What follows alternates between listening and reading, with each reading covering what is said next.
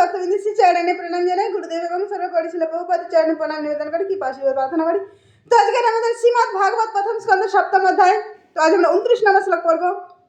তো সেই ব্রহ্মাস্ত্রের অগ্নিময় তেজ দেখে অর্জুন ভয় পেয়ে গেলেন, ভগবানের শরণাপন্ন হলেন। হে দেবতাদের দেবতা, এ তেজ অগ্নিময় তেজ কোথা থেকে আসছে? তো ভগবান উত্তর দিলেন, শ্রী ভগবান উবাচ দ্রোণপুত্রস্য ব্রহ্ম অস্ত্রম প্রদর্শিত। অর্থাৎ এই অস্ত্র, এই তেজ দ্রোণাচার্যের পুত্র অশ্বত্থামা তিনি ব্রহ্মাস্ত্র নিক্ষেপ করেছেন। তো এই তেজ প্রতিহত করতে গেলে ব্রহ্মশির অস্ত্র প্রয়োগ করতে হবে, অর্জুনকে বলেন। তো আজ আমরা আসি শ্লোকে নাম্বার 29। আপনারা শ্লোকে দেখুন, সুতবাচ, সুতবাচ, এর আগে আমরা দেখুন ভগবান উবাচ। তো এই কথা আলোচনা হচ্ছে নৈমিষ অরণ্যে শৌনক আদি ঋষিদের সামনে প্রবচন দিচ্ছেন সুত গোস্বামী। তাই ভগবান উবাচের মাঝখানে সুত গোস্বামী আসছে, সুত উবাচ। তো আমরা শ্লোকে দেখুন, সুত উবাচ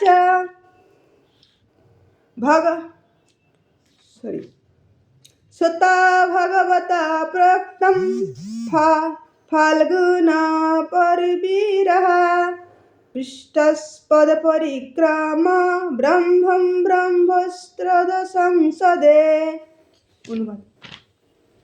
সুত গোস্বামী বললেন, পরমেশ্বর ভগবানের কাছ থেকে সে কথা শুনে অর্জুন পবিত্র হওয়ার জন্য জল স্পর্শ করে আচমন করলেন এবং তারপর পরমেশ্বর ভগবান শ্রীকৃষ্ণকে প্রদক্ষিণ করে তিনি ব্রহ্মশির অস্ত্র প্রতিহত করার জন্য তার ব্রহ্মশির অস্ত্র প্রয়োগ করলেন।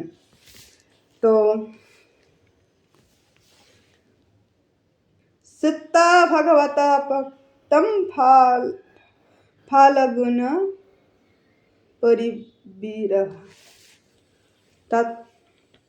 সুত গোস্বামী অর্জুনের প্রশংসা করছেন।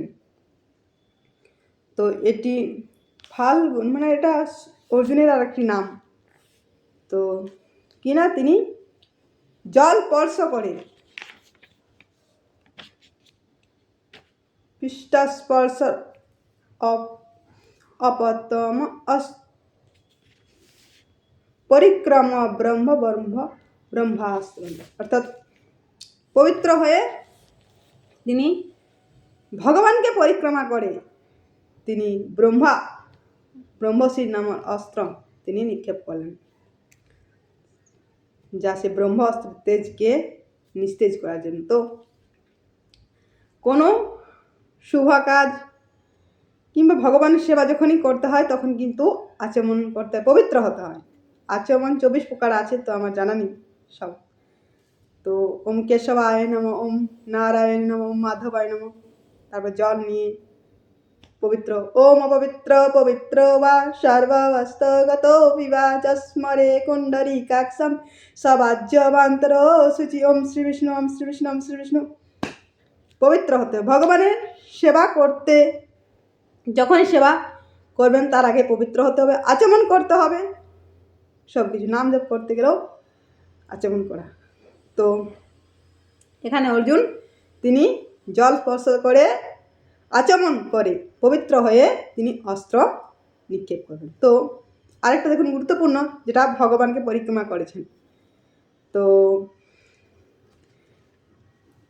64 প্রকার উপাচার, তার মধ্যে কিন্তু পরিক্রমাটা রয়েছে। তো এই পরিক্রমা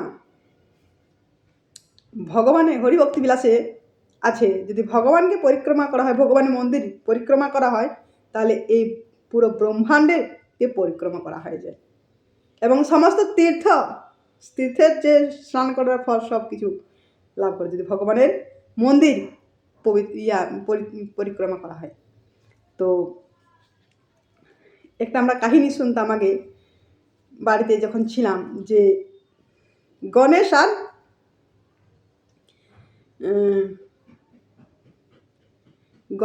আর কার্তিক তারা ঝগড়া লাগে যে কে বড়। তখন বলছে চলো আমাদের মায়ের কাছে জিজ্ঞাসা করো, পার্বতীর কাছে গিয়েছেন, মাতা কে বড়? তখন মাতা পার্বতী তিনি বলছেন যে ব্রহ্মাণ্ড পরিক্রমা করা ফার্স্ট আসতে পারবে সেই বড়। তো এটা আমরা শুনেছি আগে ছোটোবেলায়, জাস্ট বলতেন ঘরের ঠাকুমা দিদিমারা। তো তো বেরিয়ে পড়লেন গণেশ কার্তিক, তিনি তো তার ময়ূর নিয়ে বেরিয়ে গেলেন, তার প্লেন নিয়ে। আর এদিকে গণেশ তার গাড়ি তো মার্সিডিজ কার, তো সে কীভাবে যাবে, তো ইঁদুর বাহন কীভাবে পৌঁছাবে। তো তিনি কি করলেন না, মাতা পার্বতীকে পরিক্রমা করে বসে পড়লেন। তো এদিকে কার্তিক পরিক্রমা করে আসছে, আরে এখানে গণেশ আগে থেকেই বসে রয়েছে, এত তাড়াতাড়ি কীভাবে পরিক্রমা করে এলো।